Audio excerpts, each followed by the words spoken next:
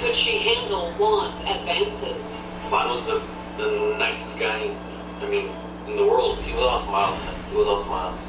And it didn't take long for Juan's sunny smile and relentless charm to break through the nurse's hard exterior, revealing a softer, nicer Bernadette.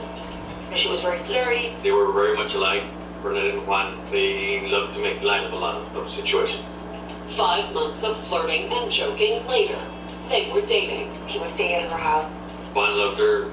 He just wanted to be with her. But then, just weeks into their romance, things were more serious. They were expecting a child. It was a tense moment for Bernadette. After all, she was already struggling to raise a child after an unplanned pregnancy. And just when she was wondering whether she would have to do it again, Juan made a stunning confession. Although he had told Bernadette that he was divorced from his first wife, not all the papers had been signed yet. The divorce wasn't final. Bernadette was devastated by Juan's deception. I think their relationship started off a little on the rocky side. But he assured her that his first marriage was over in every way, and that she was the only woman he wanted to marry. He loved her. He worshipped her with everything that he had. Juan convinced Bernadette to stay, and in September of 2002, his divorce was official. 3 months later, in December, Juan and Bernadette tied the knot at the local courthouse, and with the birth of their child just 2 months away, the newlyweds settled in to married bliss. Every time that we would see them, they would appear to be a easygoing couple. They were just a happy couple. And when their son was born in February 2003, Juan became even closer to Bernadette. And the fact that she gave him his son made him worship her even more. He wanted to do more than just worship her, though. He also realized that it was his turn to step up. For most of their short relationship, Bernadette had been supporting the family. She was the breadwinner. Bernadette was a nurse, and he was a security officer. Our pay was a little bit over that minimum wage. And with the birth of their son, Juan decided it was time to seriously pursue his dream of working in law enforcement by joining the Border Patrol. It pays well, it has good benefits, and it's a good way to make a career for yourself. More importantly, it was a good way to support his family. You're talking about a man who wanted to make a living, bring more money home and offer their kids a better life. And at the beginning of May 2003, Juan took his first step towards achieving that better life. He came over to me and showed me the paper where he had actually passed the written exam of the Border Patrol. A new baby, a new husband, and the promise of his new career. The future had never looked brighter for Bernadette.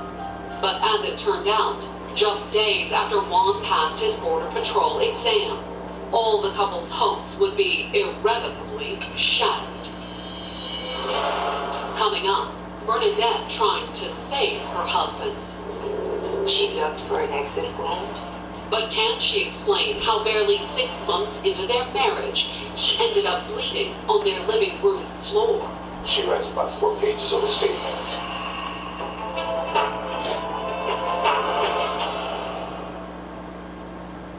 Experience the learning adventure of a lifetime with Road Scholar.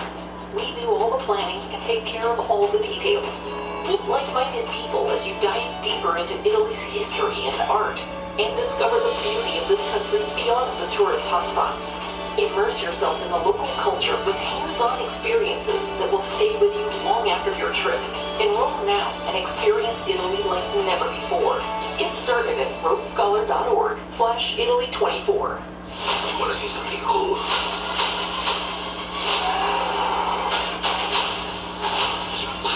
It's like a thought will crawl on your face and die. Please, fuck me quietly. Your family must choose to willingly sacrifice one of the three. Will you make a choice? Don't worry, Kitty. I won't let anything harm you. Don't even. A bear. Give cocaine.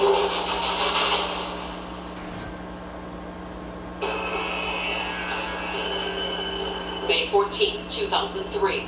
At 5:51 p.m., Bernadette Petoskia told dispatchers in Laredo, Texas, that her husband, 26-year-old Juan Petoskia, had just been shot. But she also immediately confessed that she had fired the shot. According to Bernadette, the couple's heated dispute had turned physical, and she had been in fear for her life. She had no choice but to shoot him. When officers arrived at the couple's home, they found Juan lying in the hallway, bleeding but alive. Bernadette, a registered nurse, had tried to use her skills to save her husband's life. She actually tried to help him. She stepped over him and went and reached for some scissors to cut his shirt and see if she could give him some sort of aid. And it seemed as though Bernadette's aid might mean the difference between life and Juan. She spotted my brother was conscious and talking. Though Bernadette didn't seem sure about the extent of his injuries. She said she looked for an exit wound, but there was none. Emergency personnel wasted no time in transferring Juan to a waiting ambulance. Though he was gravely injured, Juan was still trying to speak with the EMTs. As we're putting him in the ambulance, and he says, my wife shot me. EMTs tried to calm the injured man, telling him that Bernadette had already confessed to pulling the trigger. But Juan insisted that she hadn't told the whole story. He said, she shot me because I was leaving. Before Juan could say any more, he slipped into unconsciousness. Was his story just the confused rambling of an injured man? Or was there more to Bernadette's self-defense claim than she was letting on?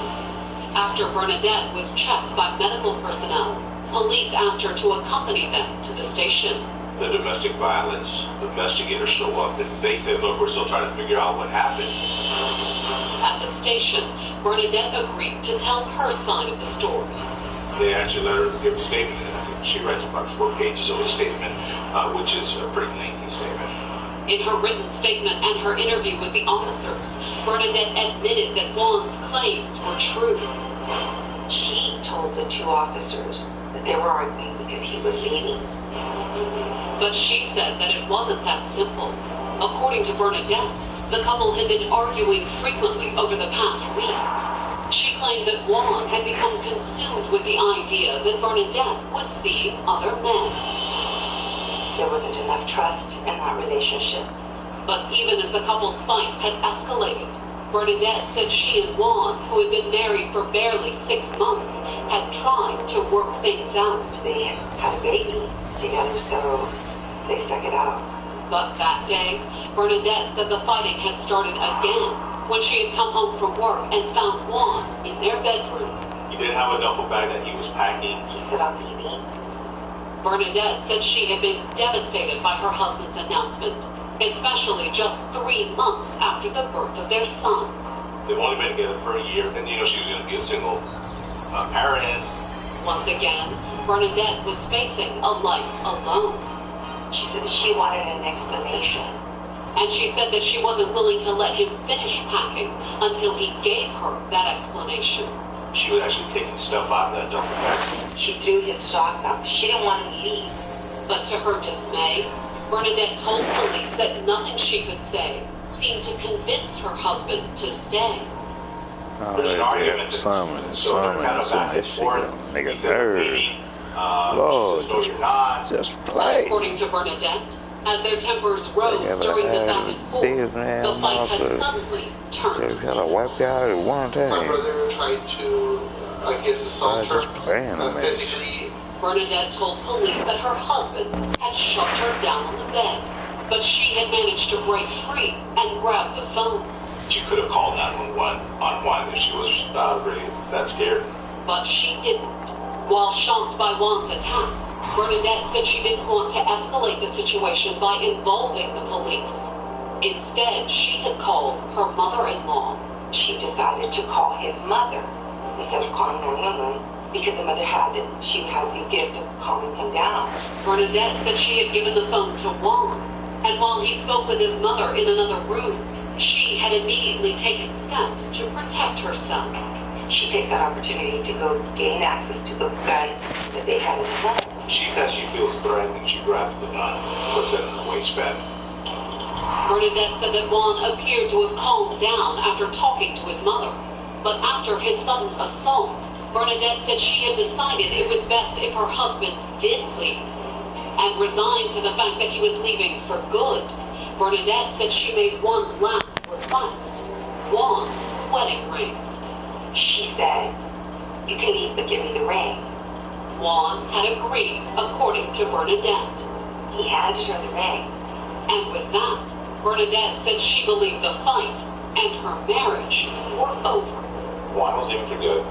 He had packed his things. He had told her he was leaving. He gave her the ring back.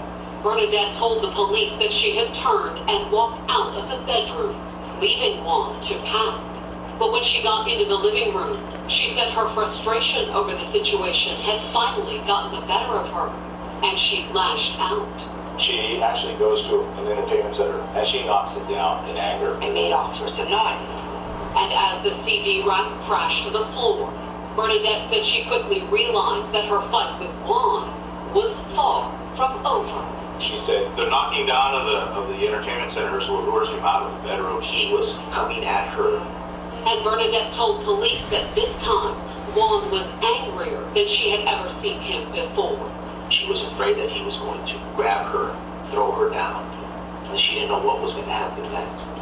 Bernadette said she had grabbed the pistol from her waistband and pointed it at her husband. But instead of backing down, Juan had only become more enraged. She points it and he says, "What are you going to do? You're going to shoot me?" Then Juan rushed at Bernadette. Trapped and in fear for her life, Bernadette claimed she had been left with no choice. Before he could assault her, she pulled the trigger, shooting him in the torso. She discharged one time. Juan falls down. The single shot from Bernadette's gun had been enough to incapacitate Juan. Bernadette assured officers that she had only made the painful choice to protect her own life. Her defense was that of a self-defense. And she told them that she was well qualified to decide when deadly force was appropriate. She was licensed by the state of Texas to carry a concealed handgun. But for police, it was Bernadette's behavior after the shooting that seemed to support her story. Rather than let her husband suffer, Bernadette had apparently given medical care to the man she claimed had just assaulted her. She tried to help him. But had Bernadette's help been enough to keep her husband alive? Coming up, conflicting evidence cast doubt on Bernadette's story. There would be bruising or some type of injuries. And the police are soon wondering whether Bernadette was the victim she claimed to be. They started telling me that she's, crazy.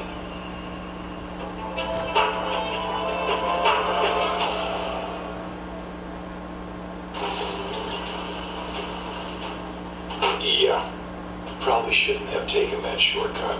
But now I can finally use TireRack.com. I'll use their tire decision guide to get what's best for me. Thanks, Nails. Fast delivery, installation, free road hazard coverage? Yes, Tire Rack. Right now, you can get the special offer when you buy a set of 4 select Yokohama tires. For details, go to TireRack.com/Yokohama offer. TireRack.com, the way tire buying should be. Research shows people remember heartwarming ads. So to help you remember that Liberty Mutual customizes your home insurance, here's a touching moment. I want to give you something very special that I wore on my wedding day. Liberty Mutual customizes your home insurance, so you only pay for what you need. I love you, Mom. Yes. I love you, too. Only pay for what you need. Liberty, liberty, liberty, liberty.